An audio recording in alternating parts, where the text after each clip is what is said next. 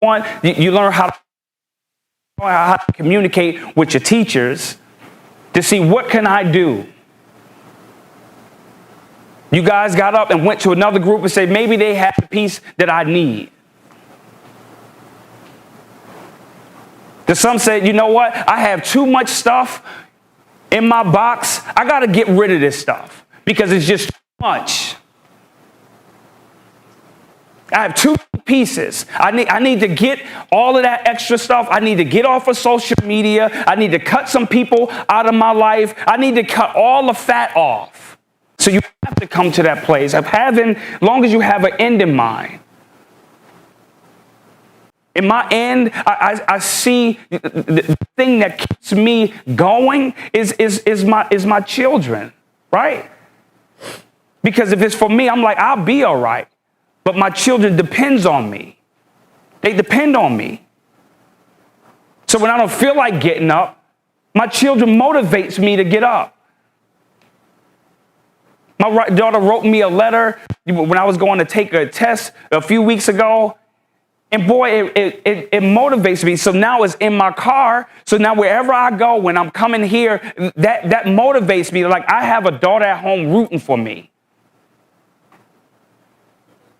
So who's rooting for you? Who is depending on you? You say, well, I'm only a child. No, there's more people rooting for you. There's people depending on you. The next generation is depending on you for you to come up with the next cure, for you to come up with the next new thing, depending on you. But you don't see the value in yourself. Like I'm just such and such. I'm just this. And people closest around you sometimes, they treat you as that. I mean, that's their job. They're your parents, they see you one way. But the people on the outside, they may celebrate you like crazy. Because sometimes it's too close. You're too close to them really to see all of your value. But you come here and we start talking. I'm like, man, you're amazing. You can do this. You can do that. You can do this. You can do that. People depending on you. The future is dependent on you. And this is real talk. I'm not just saying this to motivate you. Like real talk, we are dependent on you. Do you think Bill Gates knew people was dependent on him? Probably not. But he just had a dream, right? But you can have the next best thing, but we have to have an end in mind because life happens, and I don't want you to get discouraged. The next thing is leverage. You need to leverage relationships. You need to develop relationships with people. Who's in your network? What resources? What skills do you have? Don't devalue your skills. Like this brother got up and sang. I didn't know he can sing. I'm like, dude, that's dope. Right? So you have skills, and sometimes we have skills and talents that we stop using. Why? Because it's not popular. There was a dude who was on my football team. I didn't even know that he knew how to play the flute. But what happened? He put it down. Know why? Because it wasn't manly. It wasn't, it wasn't cool. But something that he loved to do, he stopped doing because of others. The very thing that you love to do, sometimes we allow other people to stop us from doing it. Own your skills. If you love to sew, sew. Whatever it is, don't devalue what you have. And let me say this. This is important.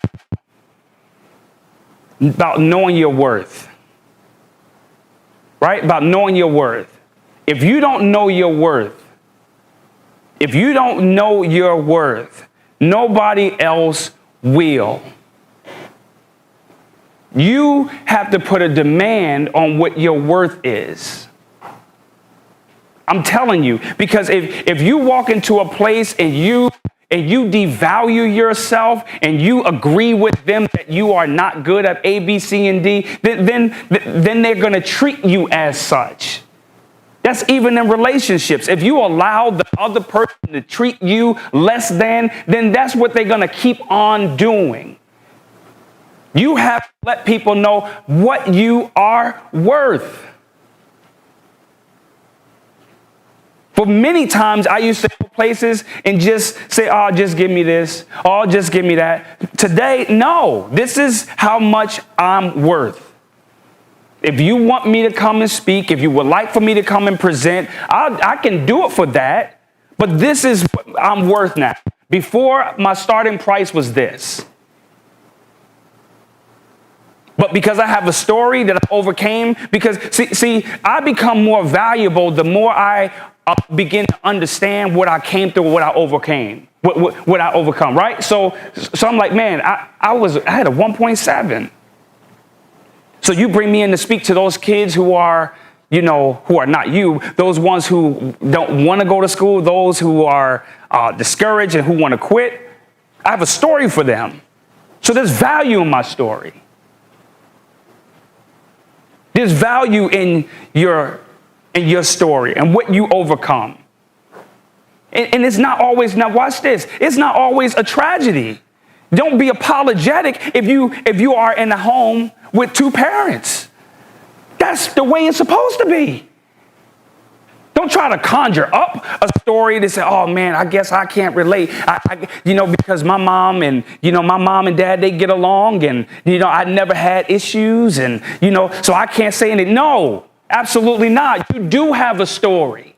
Your story is that there is love.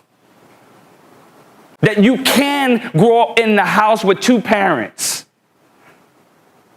So don't be apologetic if you're on the other side that you grew up with wealth and you're growing up with wealth. Don't be apologetic about that. Don't be ashamed of that because the other people in the circle, they can't relate. No, you have a level of humility and have a level, of humility about it, but don't be apologetic about it. That's your story.